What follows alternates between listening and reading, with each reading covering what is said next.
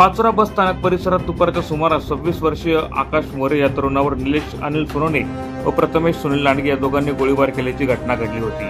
दरम्यान गोळीबारानंतर दोघेही संशयित जामनेर पोलीस स्टेशन येथे स्वतःहून हजर झाल्याची माहिती समोर आली आहे। दुचाकीच्या वाटातून गोळीबार केल्याची प्राथमिक माहिती समोर आली आहे। दरम्यान पोलिसांनी दोघा आरोपींकडून 2 मोबाईल, दुचाकी व 2 पिस्तूल जप्त केले आहेत। घडलेल्या घटनेमुळे परिसरात एकच खळबळ उडाली असून घटनेचा अधिक तपास पोलीस करत आहेत।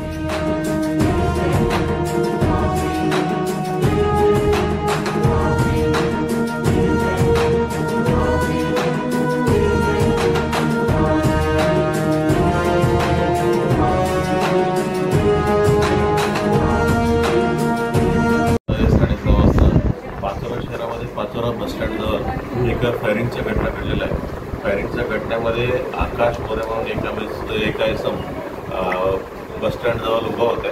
अचानकपणे निलेश सोनवणे म्हणून एका माणसांनी पाठीमागून आला आणि त्यांच्यावरती अंदाजून फायर केलं होतं।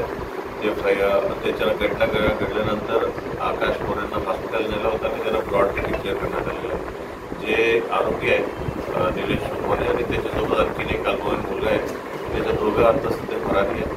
ते आपल्या एनसीबीची टीम आणि पोलीस स्टेशनच्या डीबीची टीम दोन्ही त्यांच्या शोधासाठी टीम इतर ठिकाणी गेलेली आहे। लवकरात लवकर आरोपींना अटक करणार आहे। नेमका कोणत्या उद्देशानं ही फायरिंग केलेलं आहे आणि दोघांचं काय पार्श्वभूमी आहे या विषयावर आमचे तपास चालू आहे।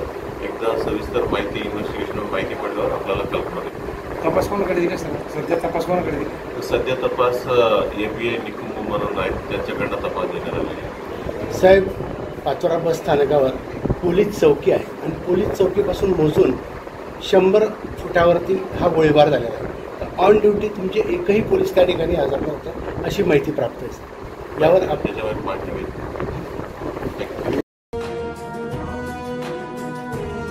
प्रतिनिधी शकील शेख, माझा महाराष्ट्र न्यूज, पाचोरा।